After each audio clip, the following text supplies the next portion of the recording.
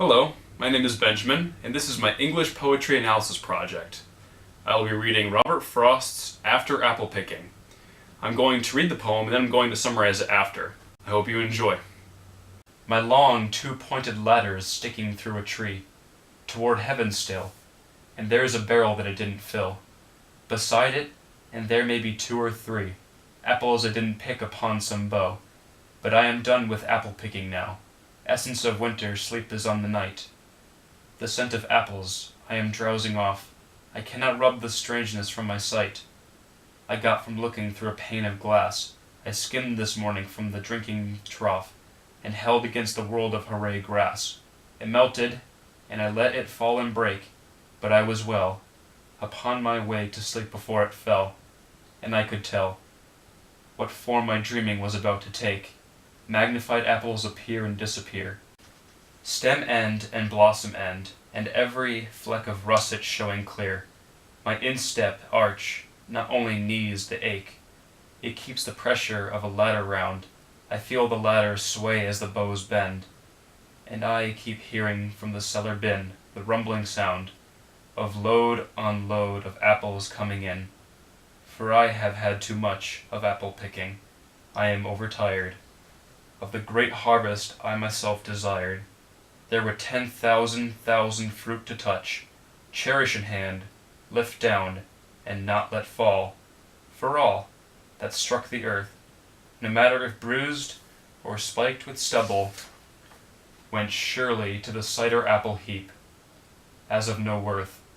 One can see what will trouble this sleep of mine, whatever sleep it is. Were he not gone, the woodchuck could say whether it's like his long sleep, as I described its coming on, or just some human sleep. Okay, there is a lot of hidden meaning and symbolism in this poem, and Robert Frost chose a very specific structure, and I'm going to try my best to outline it for you so it's clear to my audience. Well, right off the bat, we can recognize this poem's use of traditional structure is somewhat skewed. As I was reading this, I realized that everything said by the narrator in this poem gradually trailed off from proper rhythmic structure. I later concluded that Frost's reason behind this was because he was trying to give the readers the sense of what the narrator was going through. Actually, this language, this talk, was between an awake state and a sleep state. The sixth line of this poem states, "But I am done with apple picking now. Essence of winter, sleep is on the night. The scene of apples, I am drowsing off." The narrator is in fact drowsing off and is starting to embrace his sleeping urges. Since the voice of this poem is slowly drifting into a phase of sleep, the poem is written in specific forms of syntax. Each time the narrator expresses recollection or reflection of his past, the poem creates two distinctive syntaxes, and every expressive sentence is ended with one or two rhyming words. The last word either introduces a new rhyme that will be later used in the next stanza, or it will complete a rhyme used earlier in the poem. Here's an example of the first type of rhythm in which the last word introduces a new rhyme. We first see this on line 8. The scent of apples, I am drowsing off. That last word is continued on line 11 of the next stanza. I skimmed this morning from the drinking trough. Or from line 13, the last word break rhymes with the last word on line 17, take. And on line 38, the word is rhymes with the word his, followed on line 40. Here are examples of the second type of rhythm where the final words in recollection sentences complete a rhyme used earlier in the poem. Another example would be the final sentence. On sentence 42, the word sleep rhymes with the word heap, seen on line 35. The rhymes of the first type link stanza to stanza, while those of the second type increase the sense of repetitiveness within each phase. However, we are unsure whether the narrator is speaking reliable facts because we don't know if he is in a state of being awake or asleep. The word sleep on line 42 has been used 5 times in this poem. This word completes the rhyme and the poem with the sound and re-embarks the fact that the narrator is actually falling asleep. As for analyzing this poem, we begin with the first few lines. The lines that read, "My long two-pointed ladder sticking through a tree toward heaven still," possibly gives this poem a religious undertone, in which the physical act of the narrator ascending into the tree reflects the end of his life and his desire to go to heaven. On line 3, the narrator states, "And there's a barrel that I didn't fill beside it, and there may be 2 or 3 apples I didn't pick upon some bough. But I am done with apple picking now." To me, this narrator's current viewpoint is regretful. The apples portrayed by the narrator could compare to his life's experiences. The apples could also reflect his missed opportunities in life. Perhaps he realized this by seeing the empty barrels, which filled him with regret. On line 6, the speaker says, "But I am done with apple picking now." This tells readers that the speaker is realizing that the possibility of creating experiences is gone, or that he is approaching the end of his life. This thought of regret is soon amplified on lines 17 to 20 when he begins to dream. "Magnified apples appear and disappear, stem end and blossom end, and every fleck of russet showing clear." This passage serves as a reflection of the narrator's life, from beginning to end. Stem end and blossom end. He realizes that the russet, or bruises of the apples, correspond to the mistakes he made in his life. Now, when we pull back to line 9, when the narrator says, "I cannot rub this strangeness from my sight I got from looking through a pane of glass I skimmed this morning from the drinking trough and held against the world of hooray grass." This could mean that the speaker saw a hooray reflection from the drinking trough. Following on line 30 to 31, "There were 10,000 fruit to touch, cherish in hand, lift down, and not let fall," implying that the speaker realizes his missed opportunities in life and recognized how important these fruits were. The speaker continues in line 34, "No matter if not bruised or spiked with stubble, went surely to the cider apple heap as of no worth." As I stated before, the bruises or russets of the apples represent the mistakes and missed opportunities of the narrator's life. The apples progressing toward the cider apple heap as of no worth could reflect that even though the apples were bruised, they had relevance and worth, and were not recognized until the speaker's realization. "But I am done with apple picking now. Essence of winter, sleep is on the night."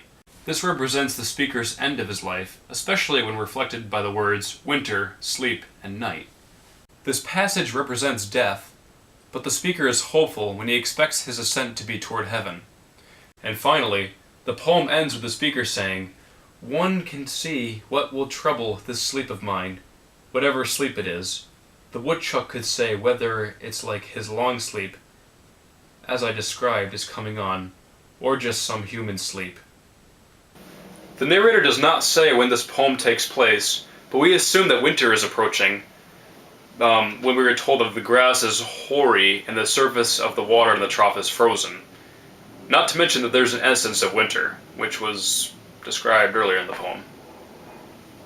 I don't believe that death is the initial symbol behind this poem. I think that the unsureness of whether or not this sleep is temporary or eternal is killing the narrator. He doesn't know if this sleep is just temporary. He doesn't know if this sleep is, if he's going to wake up from this sleep in spring when winter passes. He doesn't know if this sleep is going to kill him. That's what I believe is the biggest conflict of this poem and the overall struggle for the narrator.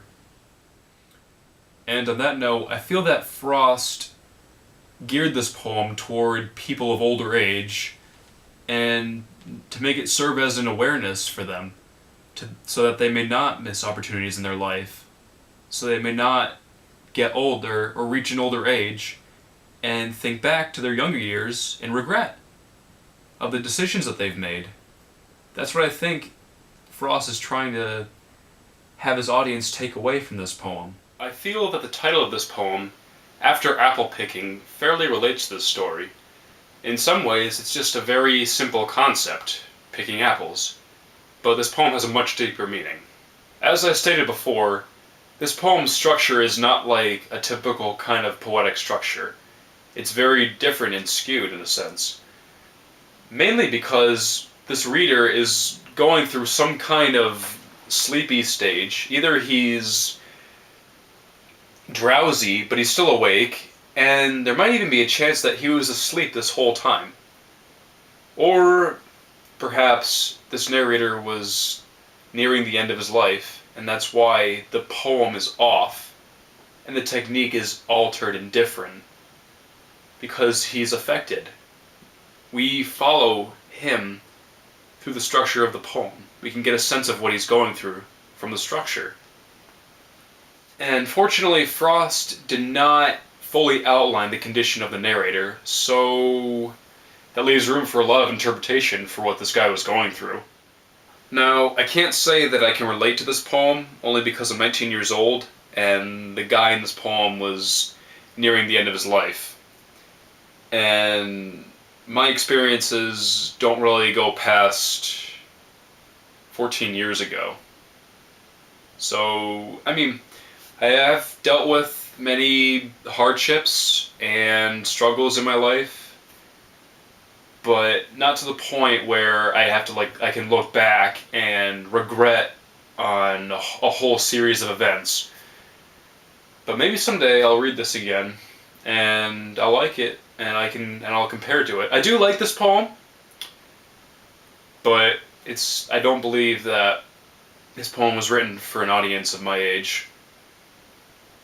I had a great time creating this presentation, even though it's like 10:30 right now, when I could be sleeping, and I have a bio exam tomorrow. But hey, it's English. Alright, see you later, guys.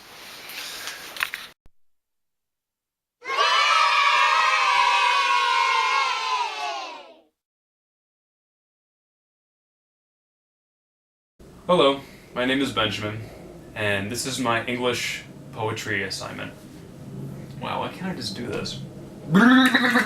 And this morning from the drinking. Come on! Your apple heap, as of no worth, could reflect that even though the apples were... What the hell? Was not recognized until the reader's realization. Could reflect that even though the actual act of the narrator ascending into the tree reflects... I feel that the title of this poem, After Picking Apples, it's definitely not what it's called,